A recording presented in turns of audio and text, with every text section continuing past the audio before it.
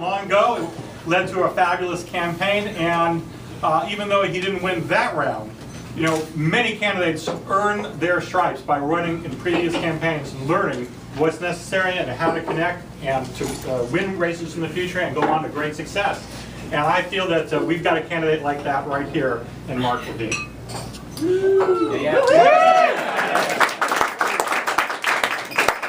I want to say that I came to Mark's side. I knew Mark throughout the last campaign, but Mark really won me over with his people's champion attitude about this district and about the issues he cares about.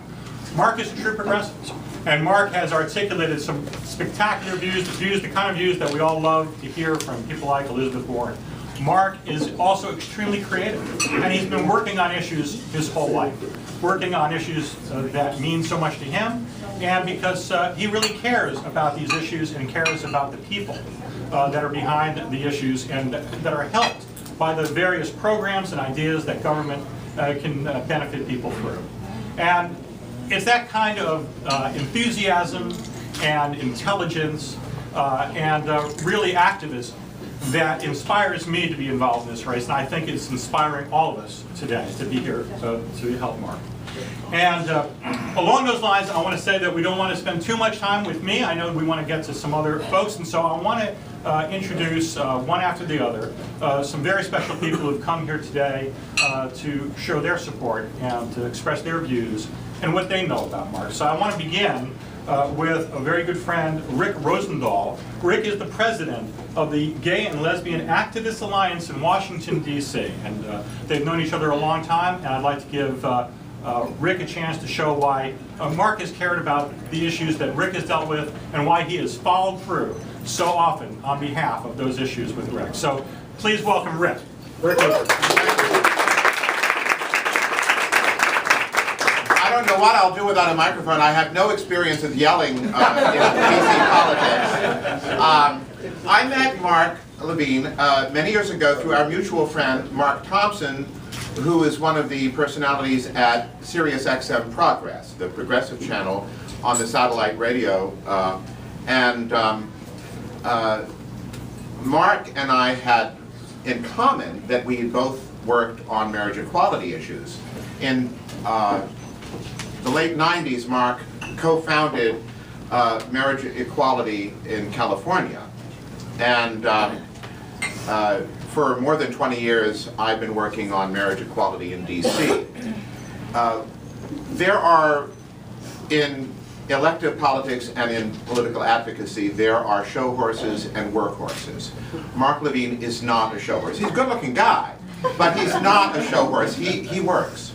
He is a very smart fellow, and as we were approaching the final game, the end game, as it were, after many, many years of preparatory work for marriage equality to enact it in DC, we did the strategizing, we did the messaging, we did build the relationships with elected officials and candidates and opinion makers, and we did contingency planning. And the key thing was we had Congress over us. Every bill that DC Council passes and our mayor signs has to go up to the Hill for a congressional review period. And we have a bill right now that has passed that Congress is trying to block from becoming law. It's called the Reproductive Health Non-Discrimination Act, and that is being targeted by Ted Cruz and by people on the House side to prevent it from becoming law. So we had to do more than just have a majority to pass it. We needed a supermajority, the same as Earl Warren needed on the Supreme Court with Brown v. Board. We needed to send a message we were united in DC. And then we had to be prepared to fight a battle on the Hill, all this stuff. Mark Levine volunteered his services as pro bono counsel to the Gertrude Stein Democratic Club. And in that capacity, and the real end game came in 2009. He wrote testimony, he wrote court briefs, and he helped to craft our marriage equality bill. There had been a bill put in the hopper by then council member David Catania, an openly gay council member, formerly Republican, became independent. but it was not nearly the bill that was needed. It's a complex issue. There's all sorts of angles from which people who wanted to attack us could hit it at. It had to be an absolutely solid piece of work. Mark worked with then Judiciary Chair of the DC Council, Phil Mendelson, who's now the Council Chair, with his Chief of Staff, Brian Moore, with the Chief General Counsel to the DC Council, Brian Flowers, and with others to craft a really solid bill. He also testified before the Board of Elections after some opponents of ours tried to force the measure onto a ballot initiative so that our neighbors could vote on whether they thought we should be able to marry or not. And we all agreed that a basic right like marriage should not be subject to a plebiscite. One of the things that Mark did in his testimony before the Board of Elections was to point out that Article 4, Section 4 of the Constitution says, "The United States shall guarantee to every state in the Union a Republican form of government." And that means this is a republic. It says nothing about the right to plebiscite, the right for people directly to vote on every issue. We elect representatives who then work for us, who delve more deeply into issues that arise and deliberate. And that is the strength, one of the strengths of our form of government. You can elect someone else as the delegate to the 45th District. The 45th District, this little strip on the shore of the Potomac River. But you will not get a smarter or a harder working or a more effective legislator than my friend Mark Levine.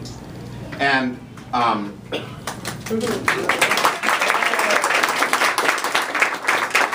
Mark says, and as he's demonstrated over many years, he doesn't have to get a paycheck in order to fight for equal rights.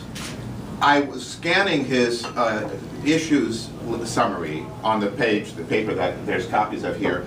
I couldn't find anything that I don't agree with him on. We are liberals. We have fought in coalitions alongside our sisters, alongside African Americans whose voting right is being infringed.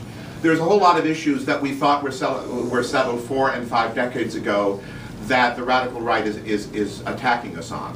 And Mark understands, as I do, that if each group stays in a separate silo, we are done for. Now, there are many people among us who don't have the option to pick which of 3 or 4 silos are they supposed to stay in. We have to stand together or we are in trouble. And Virginia is, and this is a part of Virginia which is very progressive, but then downstate there's other battles to be fought.